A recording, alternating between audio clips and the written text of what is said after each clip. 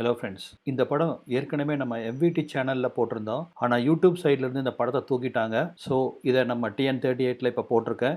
ஏற்கனவே நீங்கள் இந்த படத்தை பார்த்துருந்தீங்கன்னா ஸ்கிப் பண்ணிடுங்க. பார்க்காதவங்க இந்த வீடியோவை பாருங்கள். செம சூப்பரான படம். காதலுக்கு வயசு வித்தியாசம் கிடையாது.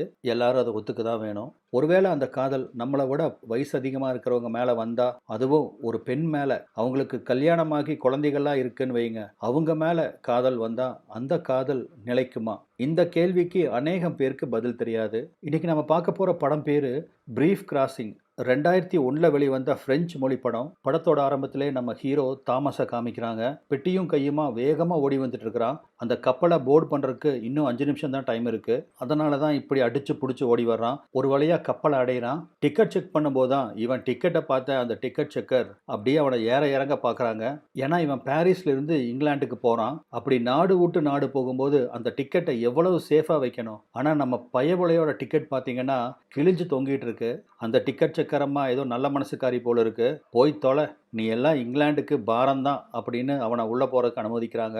எப்படியோ ஒரு வழியாக உள்ளே வந்து சேர்றான். நம்ம தாமஸ் அவனோட ஹையர் ஸ்டடியை கண்டினியூ பண்ணுறதுக்காக இங்கிலாந்துக்கு போகிறான். நம்ம ஊர் பக்கமெல்லாம் சொல்லுவாங்கல்ல, டேய் சென்னைக்கு போடா, அங்கே தான் உனக்கு ஃப்யூச்சர் இருக்குது அப்படிம்பாங்க.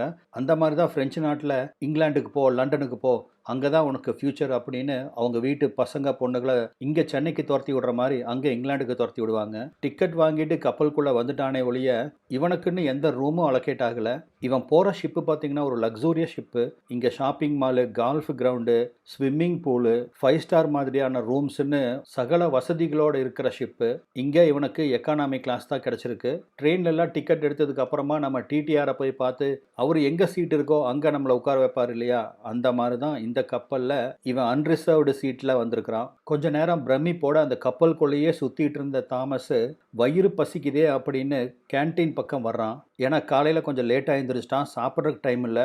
அடிச்சு பிடிச்சி ஓடி வந்ததில் அவனுக்கு பசி எடுத்ததே தெரியாமல் போயிடுச்சு. இப்போ ரிலாக்ஸ் ஆனதுக்கு அப்புறம் தான் வயிறு பசியை உணர்ந்தவன் கேன்டீனுக்கு வர்றான். அதுக்கு முன்னாடி அவன் பேக்கை கப்பலில் இருந்த ஒரு தியேட்டரில் கொண்டு போய் வச்சுட்டு தான் வந்திருக்கான். அப்போ தான் அந்த கேன்டீன் ஸ்டாஃபுக்கும் அந்த கப்பலில் பிரயாணம் பண்ணுற ஒரு லேடிக்கும் பஞ்சாயத்து ஓடிட்டுருக்கு. அந்த லேடி தான் நம்ம படத்தோட ஹீரோயின். அவங்க பேர் அலீஸ். இந்த அலீஸ் வந்து டயட்டில் இருக்கிறவங்க. அதனால் ஃப்ரைடு ஐட்டம்ஸ் எல்லாம் வேண்டான்னு ஆல்ரெடி டிக்கெட் புக் பண்ணும்போதே மென்ஷன் பண்ணியிருப்பாங்க. ஆனால் கேன்டீனில் பார்த்தீங்கன்னா இவங்களுக்கு ஃப்ரைஸ் கொடுக்குறானுங்க. எனக்கு ஃப்ரைஸ் வேண்டாம், அதுக்கு பதிலாக வேற ஏதாவது கொடு அப்படின்னு அந்த ஸ்டாஃப் கிட்ட கேட்கவும், எங்களுக்கு வந்த மெனுவில் இதுதான் போட்டிருக்கு, என்னால் வேற எதுவும் ரீப்ளேஸ் பண்ண முடியாது அப்படின்னு அந்த ஸ்டாஃபுக்கு கராராக சொல்லவும், அவங்க கூட நம்ம ஹீரோயின் சண்டை பிடிச்சிட்டு இருக்க அந்த சமயத்தில் பக்கத்தில் வந்த தாமஸும், உங்களுக்கு வேண்டான்னா சொல்லுங்கள், நான் அந்த ஃப்ரைஸ் எடுத்துக்கிறேன், அதுக்குண்டான காசை கொடுத்துட்றேன், கொலப்பசியில் இருக்கிறேன், நீங்கள் வாங்கிட்டு போனாதான் நான் அடுத்தது ஃபுட்டு வாங்க முடியும் அப்படின்னு சொல்லவும், அவனோட வெகுளித்தனத்தை பார்த்த நம்ம ஹீரோயினும் அவங்களுக்கு கொடுத்துருந்த ஃப்ரைஸை அவன் பிளேட்டுக்கு ட்ரான்ஸ்ஃபர் பண்ணுறாங்க. ரொம்ப பசி ரொம்ப பசின்ட்டு தட்டத்தை நிரப்பிட்டு சாப்பிட்றதுக்கு டேபிளை தேடுறான். அது கொஞ்சம் பிஸியான ஹவர்ஸ் அப்படிங்கிறதால எங்கேயும் டேபிள் ஃப்ரீயாக இல்லை. நல்ல வேலையாக அலீஸ்க்கு எதிரிலேயே ஒரு இடம் காலியாக இருக்குது, இங்கே வந்து உட்காருவா அப்படின்னு அவனை கூப்பிடவும், அவங்களுக்கு தேங்க்ஸ் சொல்லிட்டு வந்து உட்கார்ந்தவன் சும்மா 2 கையிலையும் அள்ளி சாப்பிட்ற மாதிரி அப்படி வேக வேகமாக சாப்பிட்றான். அலீஸ் ஏதாவது தப்பாக நினச்சிக்குவாங்களோ அப்படின்னு அவங்கள பார்க்க ரொம்ப பசி அப்படின்னு அவன் சொன்ன டயலாகே சொல்லி சிரிக்கிறாங்க. ஒரு வழியாக சாப்பாடை அள்ளி போட்டு சாப்பிட்டு முடிச்சவன் சாவகாசமாக ஒரு தம் பற்ற வைக்கிறான். உங்களுக்கு ஏதாவது ஆட்சேபணி இருக்கான்னு கேட்குறான். நோ ப்ராப்ளம் அப்படின்னு அலீஸ் சொல்லிடுறாங்க. தம் அடிச்சிட்டே அப்படியே அவங்க கூட பேச ஆரம்பிக்கிறான். அப்போ தான் அலீஸும் எதுக்காக நீ இங்கிலாந்து வரேன்னு கேட்குறாங்க. அவங்க கேட்டது என்னமோ ஒரே ஒரு கேள்வி தான். ஆனால் அதுக்கு நம்ம பையன் பேசுவான் பேசுவான் பேசுவான் பாருங்க, அவ்வளோ லென்த்தாக பேசுவான். இங்கிலாண்டில் இருக்கிற ஒரு ஸ்கூலில் இவனுக்கு ஸ்காலர்ஷிப் கிடச்சிருக்கு. அந்த ஸ்கூலில் சேர்ந்து படிக்கிறதுக்காக வர்றான். அதுக்கப்புறம் இந்த சிட்டியை சுற்றி பார்க்கணும், படிச்சுட்டே இன்ட்ரெஸ்டிங்கான ஜாபில் பார்ட் டைமாக ஒர்க் பண்ணணும், வீக் டேஸ் ஃபுல்லாக இங்கிலாண்டை சுற்றி பார்க்கணும், அதுக்கப்புறமா ஒரு பொண்ணை உஷார் பண்ணி அவளை கல்யாணம் பண்ணி இங்கேயே செட்டில் ஆகணும் அப்படின்னு அவன் ஆதி அந்தத்திலிருந்து எல்லாத்தையும் மனப்பாடமாக அலீஸ் கிட்ட ஒப்பிக்கிறான். ஆனால் அலீஸோட கேரக்டர் எப்படின்னு பார்த்தீங்கன்னா பேசுறதை விட அதிகமாக கவனிப்பாங்க. நம்ம பையனும் பேச பேச இவங்களும் அவன் பேசுறதை கவனிச்சிட்டு இருக்காங்க.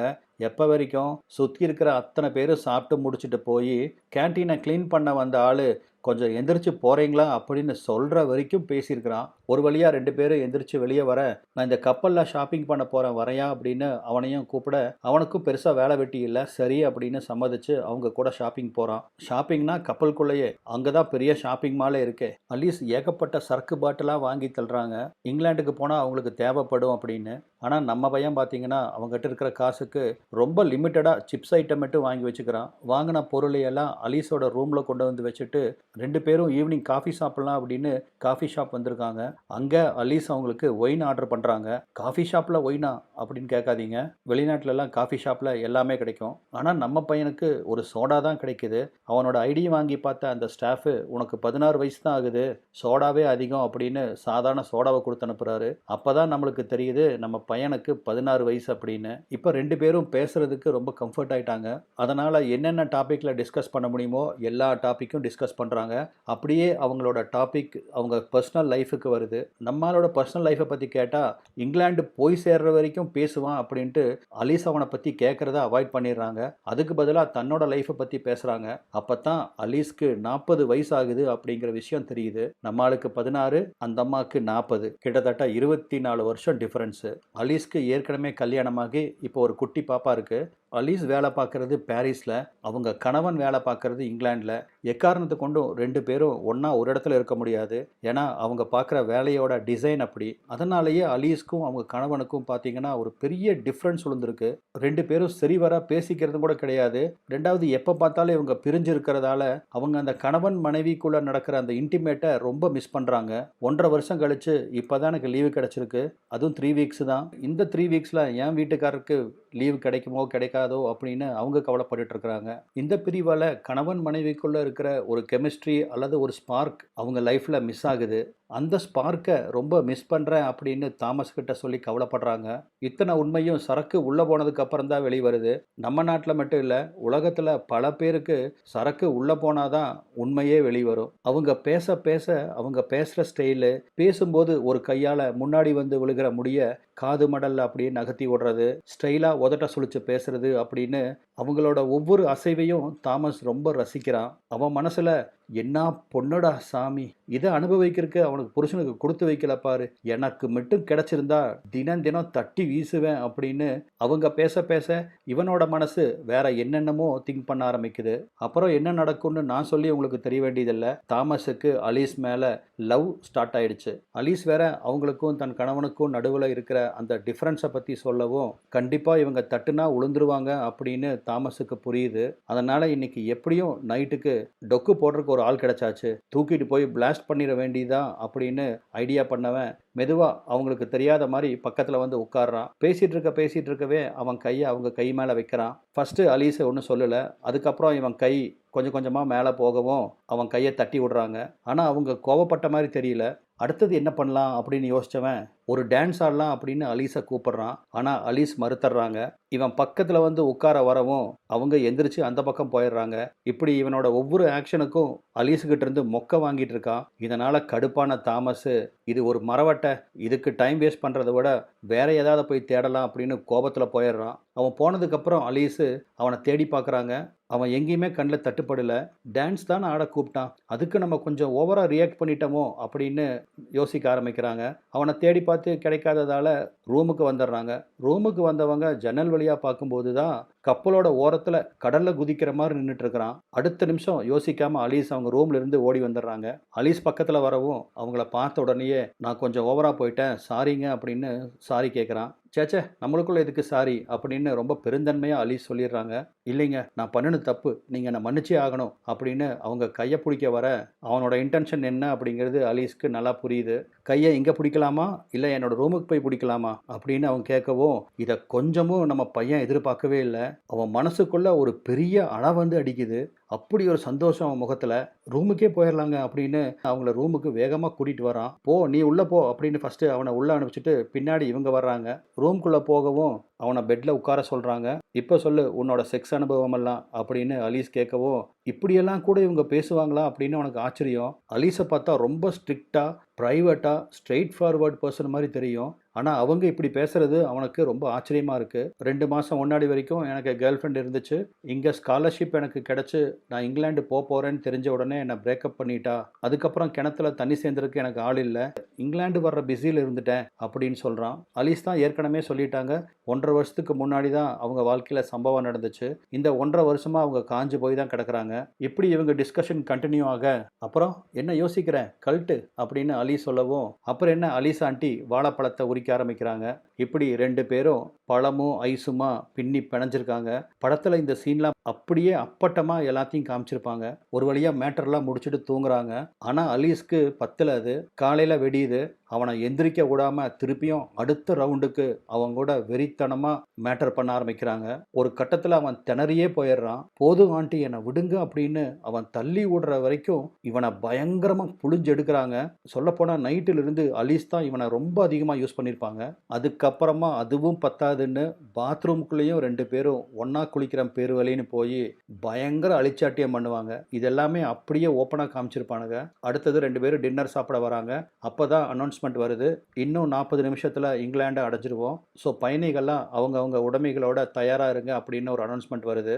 நம்ம அடுத்தது இங்கிலாந்துல எப்போ மீட் பண்ணலாம் அப்படின்னு தாமஸ் ரொம்ப ஆவலா கேட்பான். கண்டிப்பா மீட் பண்ணலாம் அப்படின்னு அலிஸ் பதில் சொல்றாங்க. 2 பேரும் செக் அவுட் பண்றதுக்காக கிளம்பி நடந்துட்டு இருக்கிற சமயத்துல நம்ம பையன் அவன் பேகை அலிஸோட ரூம்ல விட்டுட்டு வந்துருவான். "ஒரே நிமிஷம் இங்க வெயிட் பண்ணுங்க, என் பேகை எடுத்துட்டு வரேன்" அப்படின்னு சொல்லிட்டு அவன் கிளம்ப போறவனை இழுத்து வச்சு அங்கேயே இத்தனை பேர் அவங்கள கிராஸ் பண்ணி போவாங்க. அதை பத்தியெல்லாம் பொருட்படுத்தாம ஒரு 10 நிமிஷத்துக்கு அவன் வாயோட வாய் வச்சு அவனை திங்கிற மாதிரி கிஸ் அடிப்பாங்க. என்னதான் 1.5 வருஷமா காஞ்சு போயிருந்தாலும் அதுக்காக இப்படியா வெக்கத்தை விட்டு ஒவ்வொன்றும் அவங்ககிட்ட கேட்டு வாங்கிட்டு இருக்காங்க. நம்ம பையனும் அங்கிருந்து பறக்கிறான். பறந்து போய் பேக் எடுத்துட்டு திரும்பி வந்து பார்த்தா எங்க நிக்க சொல்லியிருந்தானோ அந்த இடத்துல அலீஸை காணோம். எங்க போயிட்டாங்க அப்படின்னு எதிர்பார்ப்போட எல்லா இடத்துலையும் தேடி பார்க்கறான். ஆனா எங்கேயுமே அலீஸ் கண்ணில் படல.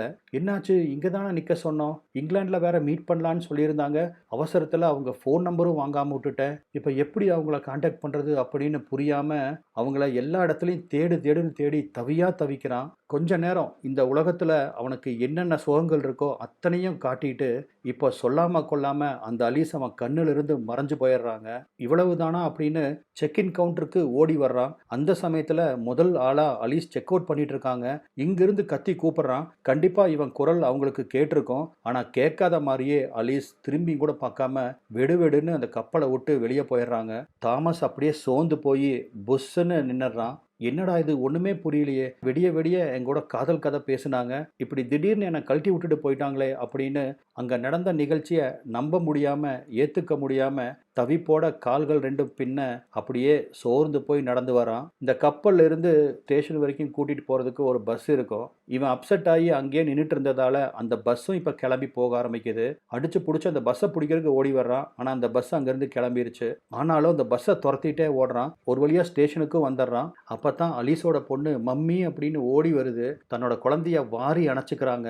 பின்னாடியே அவர் கணவரும் வந்து அலீஸை கட்டி பிடிச்சுக்கிறாங்க. 3 பேரும் இப்போ ஒரு குடும்பமா அங்கிருந்து கிளம்ப ஆரம்பிக்க அலீஸோட பார்வையில படுற மாதிரி தாமஸ் வந்து நிக்கிறான். ஆனா அங்க இருக்கிற மற்ற மக்களை எப்படி பார்க்குறாங்களோ அந்த மாதிரி இவனை சாதாரணமா பார்த்துட்டு அவங்க பாட்டுக்கு காருக்குள்ள ஏறிடுறாங்க. இவனும் அங்க நின்றுட்டு 3ஆம் பிறை கமலஹாசன் மாதிரி ட்ரை பண்ணி பார்க்குறாங்க. எந்த குரங்குவத்தையும் அங்க நடக்கல. காருக்குள்ள ஏறவும் கார் கிளம்புது. அந்த காரு கிளம்பி போற சமயத்துல ஒரே ஒரு லுக்கு அவனை பார்த்து அவங்க 2 பேர்த்தோட பார்வையும் பரிமாறிக்கிறாங்க. அதுக்கப்புறம் அவங்க பார்வையை விளக்கிட்டு அந்த கார்லயே போயிடுறாங்க.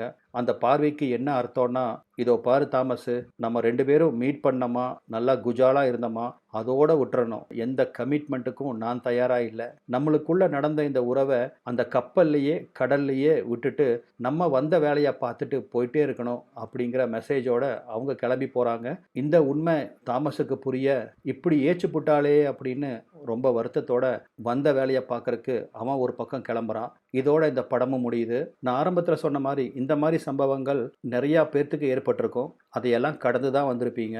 அன்னைக்கு நமக்கு சோகமாக தெரிஞ்ச அந்த நிகழ்வுகள் இப்போ அதை நினைக்கும் போது நம்மளுக்கு ஒரு சுகமான வழியாக இருக்கும். இதை கண்டிப்பாக எல்லாரும் ஒத்துக்குவீங்கன்னு நினைக்கிறேன். ஸோ உங்களுக்கு இந்த படம் பிடிச்சதா என்னங்கிறத கமெண்ட்டில் தெரிவிங்க. நம்ம மீண்டும் வேற ஒரு பதிவில் சந்திக்கலாம். நன்றி.